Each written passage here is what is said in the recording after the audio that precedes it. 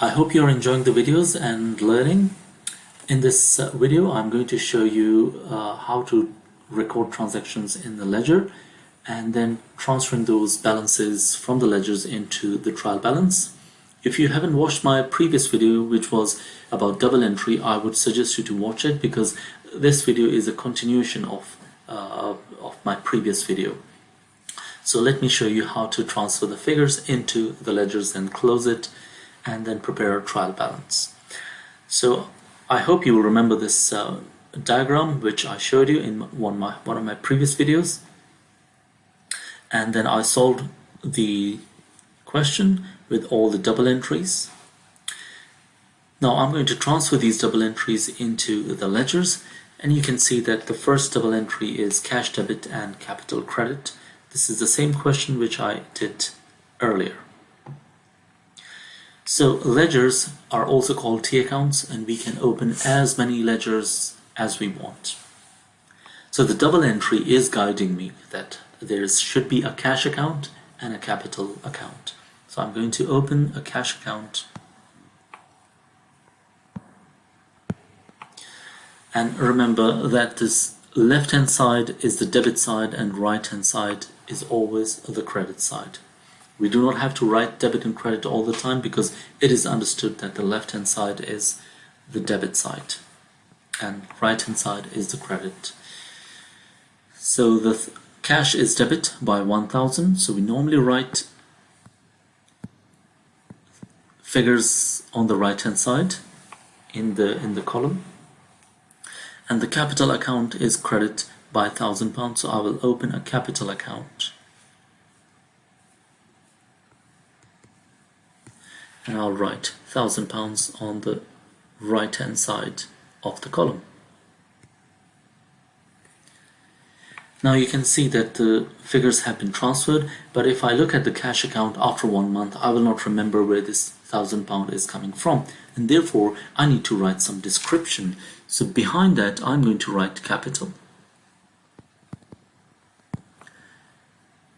And in the capital account, I can see that there's money coming into the capital, there's an investment, but I will not remember where this money is coming from. Therefore, I need to write some detail, and I'll write cash.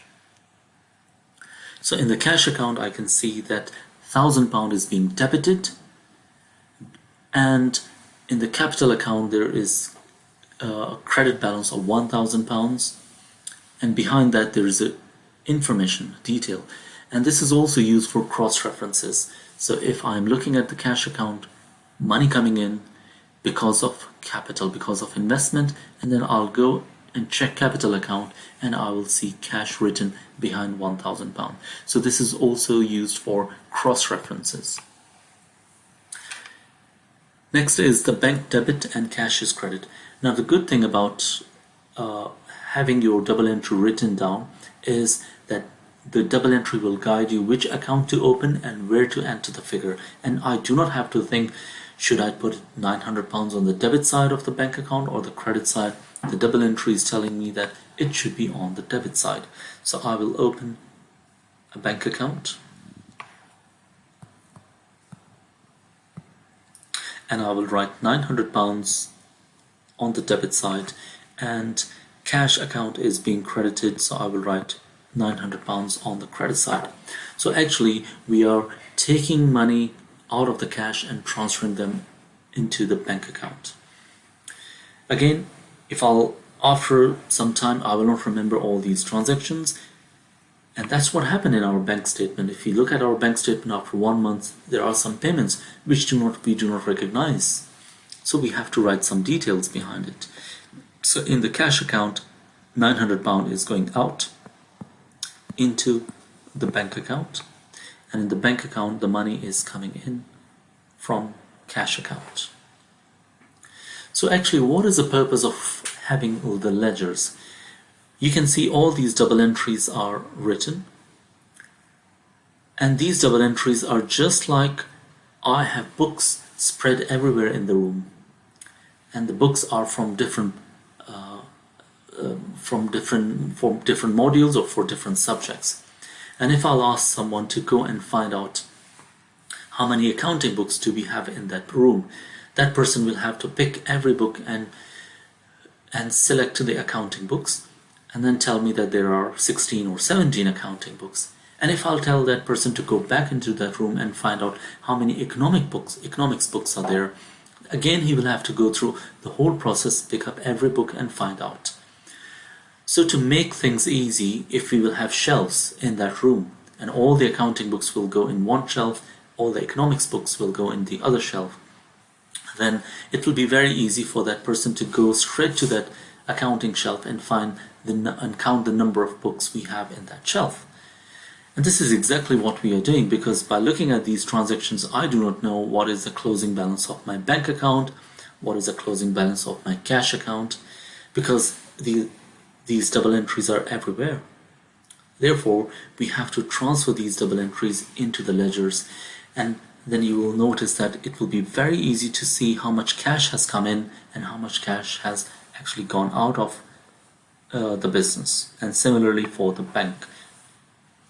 Now the transactions which I have picked up and transferred into the ledgers, I'm going to erase them because I do not need those transactions. Next, purchases debit and payable credit. So I will open a payable purchases account. And I'll write 78 on the debit side, and behind that I will write payable, and I will open a payables account,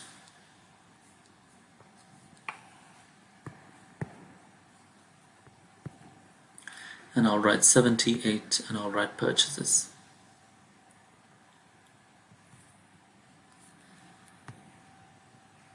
Next is motor van debit and bank account is credit, so I will open a motor van account,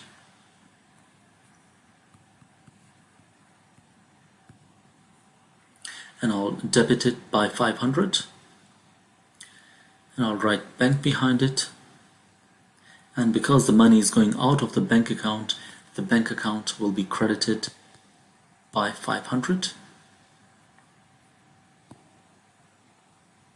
and I'll write motor van. I'm going to erase this transaction. Next is purchases debit, cash is credit. So purchases, we have additional purchases for £55, and we paid cash. So I'm going to credit the cash account, and I'll write purchases.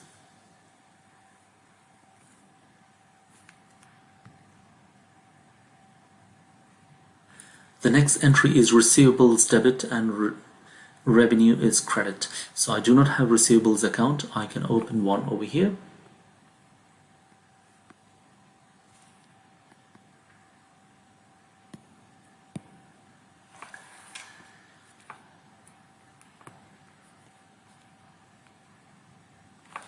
And the amount is £98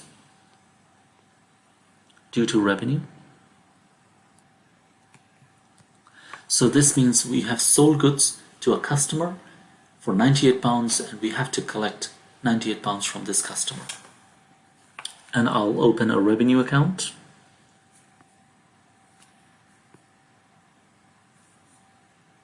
And I'll credit it by £98. So it is important to write receivables because now there's a cross-reference. And in the receivable account I can see that in the revenue account I can see that £98 worth of goods have been sold and we have not received cash or bank, and it's written receivables here means we still have to collect money from our customers.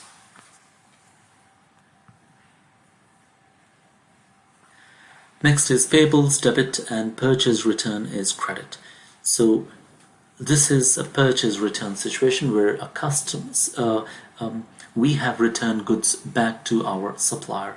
So we bought goods in the past, now we are returning goods, some of them, back to our supplier. So payables will be debit, and I'll write purchase return behind it.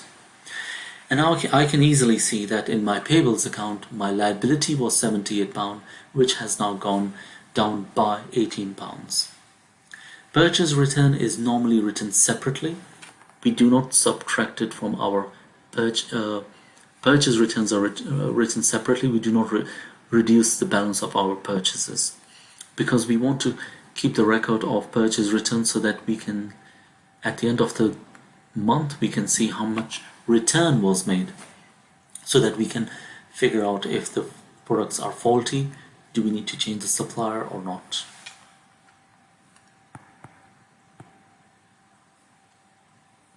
Purchase return, and it is £18. Payables,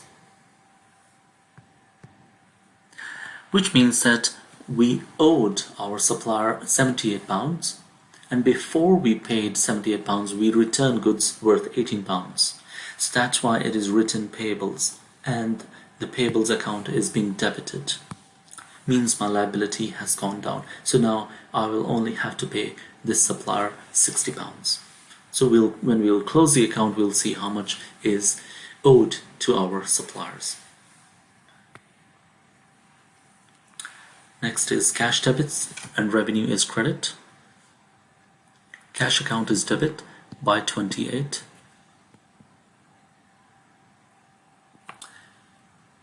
And revenue is credit by 28. So you can see clearly that in the revenue account, £98 worth of goods have been sold to our customer on credit, and £28 worth of goods have been sold on cash.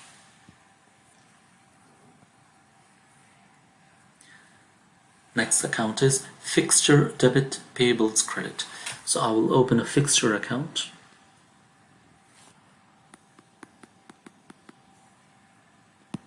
Fixture account is debit by 150, payable.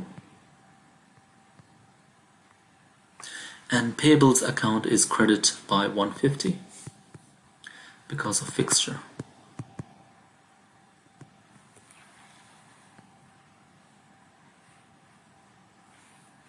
The next entry is bank debit and loan credit.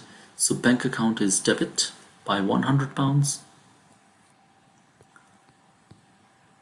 and loan account should be credit. So I'm going to open a loan account, and I'll credit it.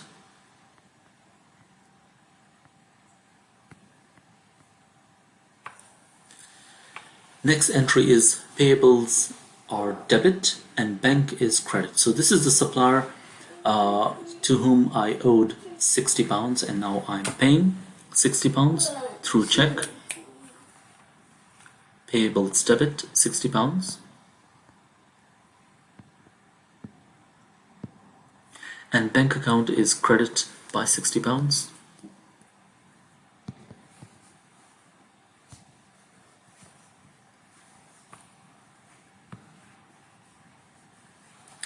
Next, payables debit, bank credit. So this payable is for the furniture. We are paying £150 to this supplier. 150.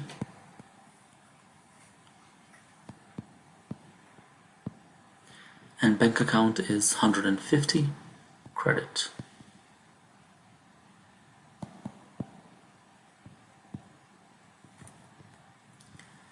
I'm going to erase this double entry.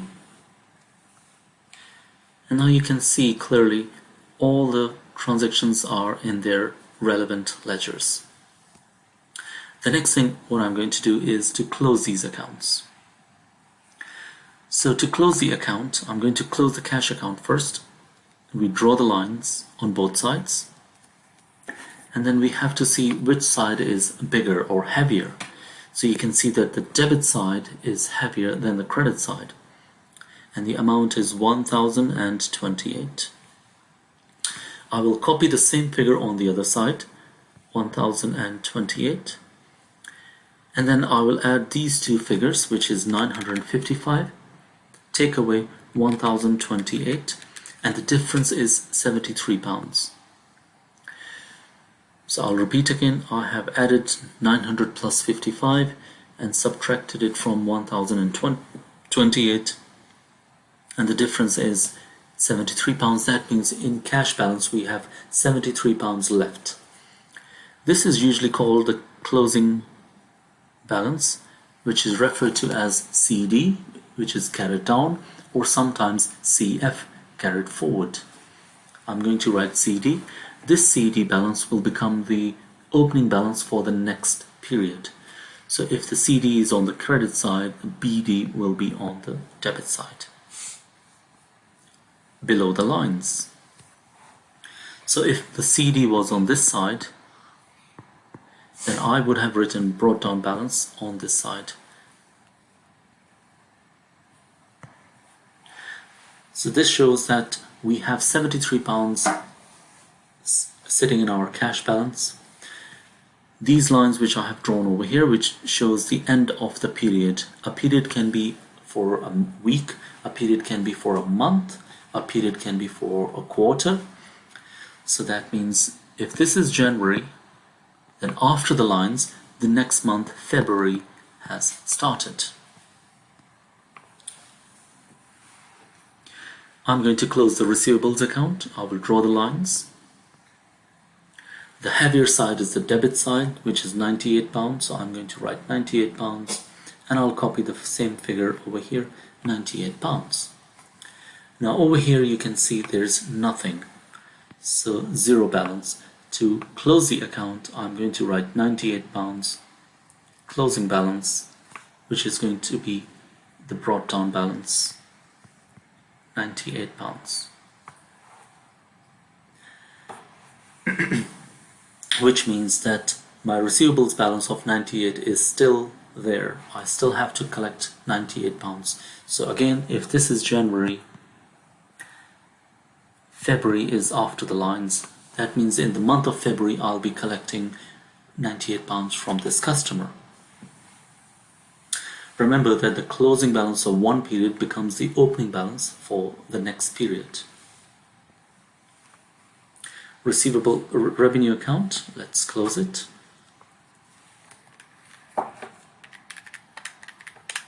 $126.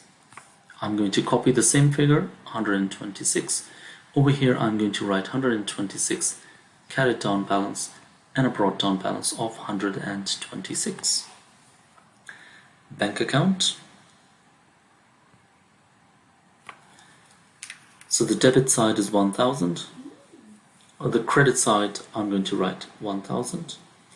Now I'm going to add these three figures. 500 plus 60 plus 150 is 710.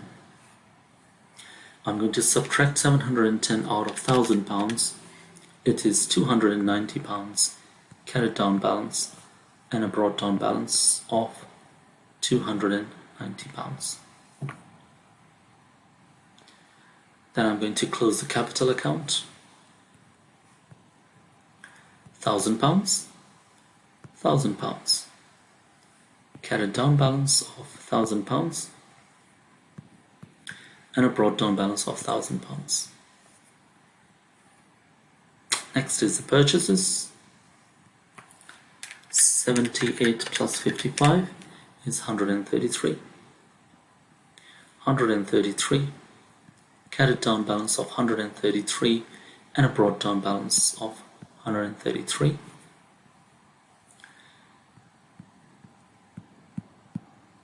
Motor van, 500 pounds balance, carried down balance of 500 and a brought down balance of 500. Payables. So you can see that the credit side and the debit side, they're both equal. That means there is nothing to pay in the next period.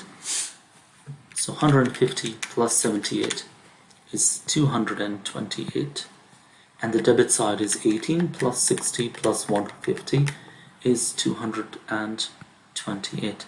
So you can see that both the sides are equal, therefore there is no closing balance, there is no carried down, no brought down. Return, purchase return, 18 pounds, 18 pounds. £18, carried down balance and a brought down balance of £18. Loan account, £100, £100, £100, carried down balance and a brought down balance of £100. Fixture, 150, 150, carried down 150 and a brought down of 150. So now I can see that I have closed all the accounts. The next thing I'm going to do is pick up the brought down balances and transfer them into the trial balance. So brought down balances are written over here.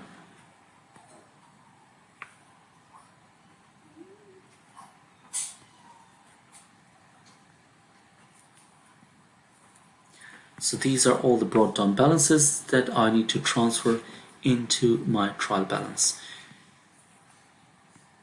And the good thing about having these brought down balances is that I do not have to think about where to transfer, where to record them in the trial balance. Now,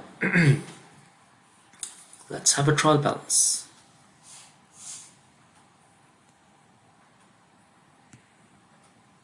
We can enter them into the trial balance in any order. Details. We have debit side and we have a credit side.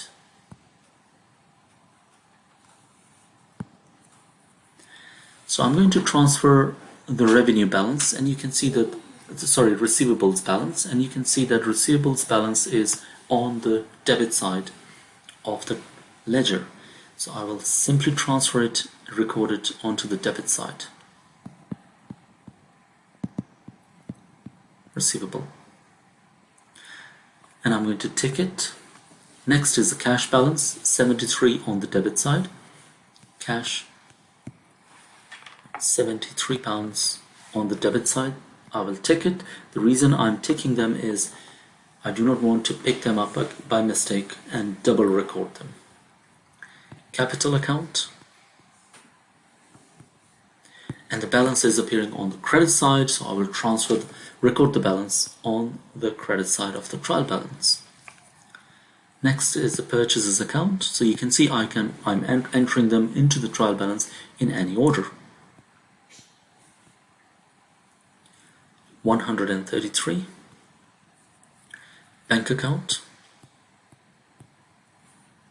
290 on the debit side.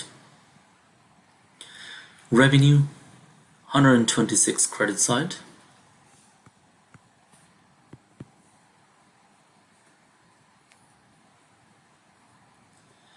Fixtures, 150 debit side.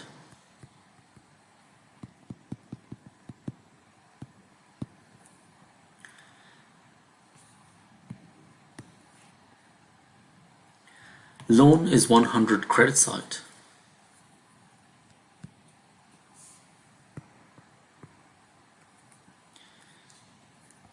I'll tick loan account. Motor van is 500 debit side.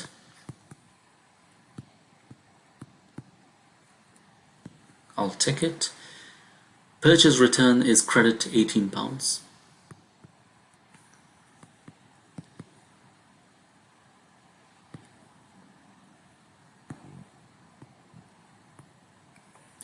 Now I can check my ledgers again and I can see that I have ticked all of them. Means I have not missed any balance. The next thing we are going to do is to add all the debits and all the credits. So 98 plus 73 plus 133 plus 290 plus 150 plus 500 gives me 1244.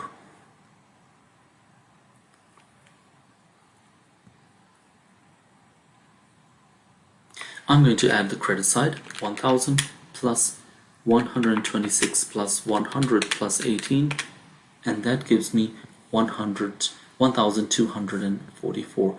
Both the sides are equal.